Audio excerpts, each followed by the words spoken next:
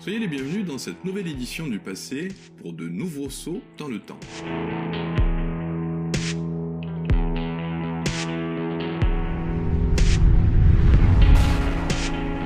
C'est le 13 mai 1940 que Churchill, alors nouvellement nommé au poste de Premier ministre anglais, va prononcer l'un des discours les plus célèbres de l'histoire. Rarement un homme politique va s'exprimer auprès de son peuple avec autant de franchise. Ce discours est l'acte fondateur de la résistance britannique face à la menace nazie. Que dit-il ? Je n'ai rien d'autre à offrir que du sang, des peines, des larmes et des sueurs. Ce qui se met devant nous, ce sera une épreuve sévère et douloureuse. Alors pourquoi le dit-il ? Depuis 3 jours a débuté la bataille de France. Les nazis ont lancé le Blitzkrieg ou guerre éclair. C'est avec une violence inégalée qu'ils sont en train d'écraser la Belgique et la Hollande.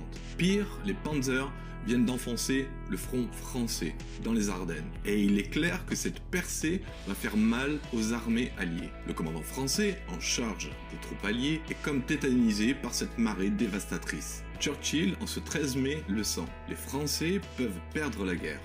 La suite va lui donner raison. Alors qu'une partie de la classe politique anglaise est favorable à un compromis avec Hitler, Churchill, avec son discours, tue dans l'œuf toute tentative d'accord de paix. Son discours galvanise les masses populaires anglaises et les prépare à affronter les dures épreuves à venir. Quelques semaines plus tard, après la reddition de la France, va débuter la bataille d'Angleterre. Ce sera un déluge de feu, de sang que les Allemands vont lancer contre le Royaume-Uni, qui se retrouve alors le dernier rempart contre les nazis. Exactement ce que Churchill avait annoncé le 13 mai 1940. Et comme il l'avait prophétisé, après de longues années de combat, l'Angleterre gagnera la guerre. Les autres événements du 13 mai.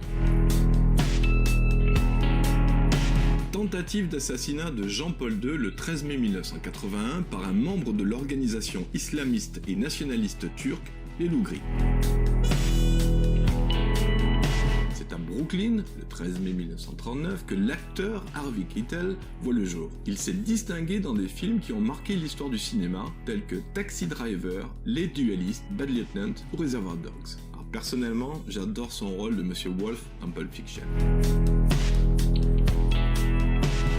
Édouard Molinaro naît le 13 mai 1928 à Bordeaux, en Gironde. C'est un réalisateur et scénariste français. On lui doit des comédies comme La Cage aux Folles, Hibernatus, L'Emmerdeur ou des films plus sérieux comme Le Souper.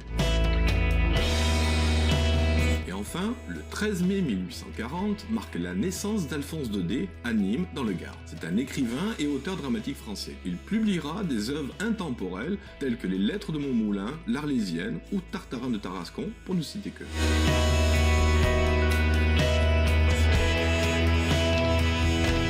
Alors avant de nous quitter, une petite dédicace à Annick, Tata Nounou et Christian. Alors ils se reconnaîtront. Alors cette vidéo leur est dédiée et je leur remercie pour leur fidélité. Merci une nouvelle fois à tous ceux qui partagent ces vidéos, postent des commentaires ou tout simplement mettent un like. Je vous souhaite à toutes et à tous une merveilleuse journée et rendez-vous, si vous le voulez bien, pour nos prochaines éditions des actualités du passé.